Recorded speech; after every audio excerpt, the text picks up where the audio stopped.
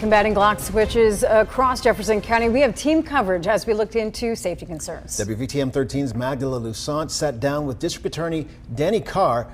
Magdala, what's he saying about a statewide ban on Glock switches? So, Brittany and Guy, Danny Carr's office sees plenty of cases, gun cases especially, where sometimes they're handed over to the federal government, especially if a Glock switch is involved. Now, there's not a current state law that regulates it. I spoke candidly with Danny Carr about that, the possible scenario during a traffic stop, and if a local officer sees a firearm with a Glock switch. If the Glock switch is attached, it's on the gun, it won't come to your office. No. If it's not attached to the gun, will it come to your office? Well, we have permitless carry, so the question then is, if that's the only reason they're stopping them, they can charge them. There's no requirement to have a permit. District Attorney Danny Carr is all in favor of having Glock switches outlawed in Alabama. Right now, it's just a dangerous situation, in my opinion, for everyone.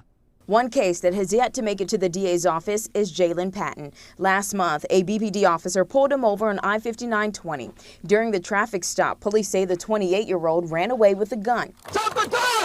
He faces multiple state charges for that. But 6 days ago, the U.S. District Attorney slammed Patton with federal charges for having a Glock switch on the same gun from this incident. We have to figure out how to deal with the mindset of these individuals, but at the same time make them understand that there are real ramifications for having these type of weapons in our community. That is the message that had to be sent out.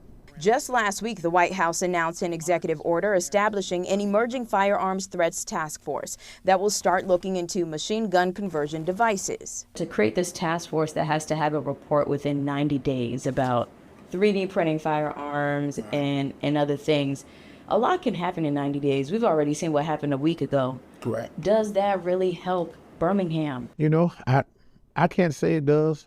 I can't say it doesn't. What I can say is that it's bringing more awareness.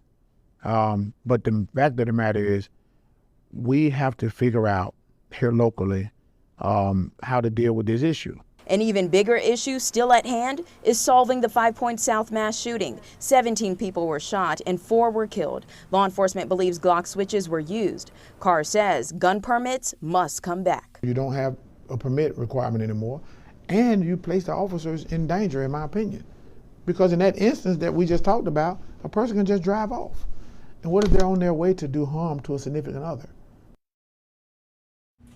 There was a bill introduced in the last legislative session to make Glock switches illegal in Alabama, but it never made it to the House, out of the House that is. And after the recent mass shooting, Carr hopes there will be bigger bipartisan effort to pass it this time. He also says should the gunman in this case get caught, his office will handle the homicide investigation and the federal government will likely handle the Glock switch part. Back to you, Guy and Brittany.